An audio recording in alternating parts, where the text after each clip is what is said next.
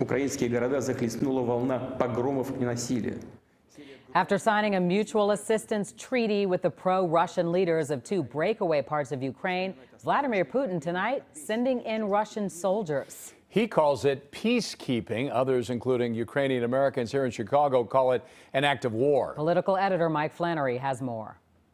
As civilians continued to evacuate the largely pro-Russian regions of Luhansk and Donetsk in eastern Ukraine, Vladimir Putin tonight ordered in the Russian military.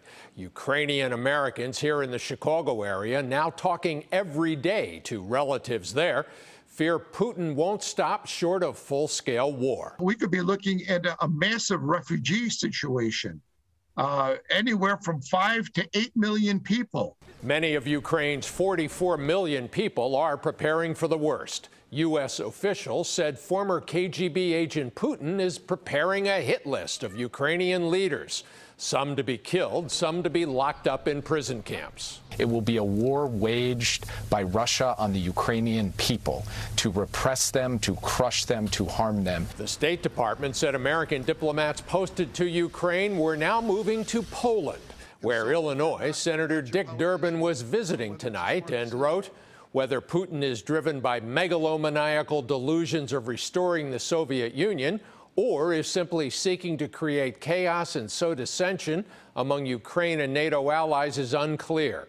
My message this week to our friends in Poland and Lithuania is very simple. You are not alone.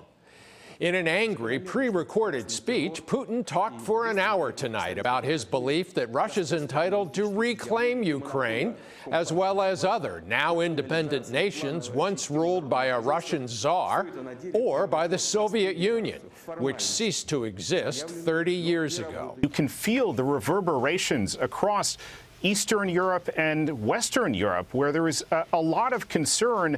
Where does Putin stop? Where does this thing end? At Ukraine's request, the United Nations Security Council convened an emergency session tonight. Since Russia holds a veto over any final decision, though, nothing substantive was expected to emerge. I'm political editor Mike Flannery. Tensions in the Ukraine could start impacting gas prices. Russia is the world's third largest oil producer, and a military act or large-scale sanctions could disrupt supply. And that's on top of the big spikes we are already seeing. Over the past week, AAA reporting the national average for a gallon of regular unleaded gasoline, now $3.53 a gallon. In 1 week, that's up about 5 cents. Here in Illinois, the average is even higher, $3.69. In the city, it's $3.94.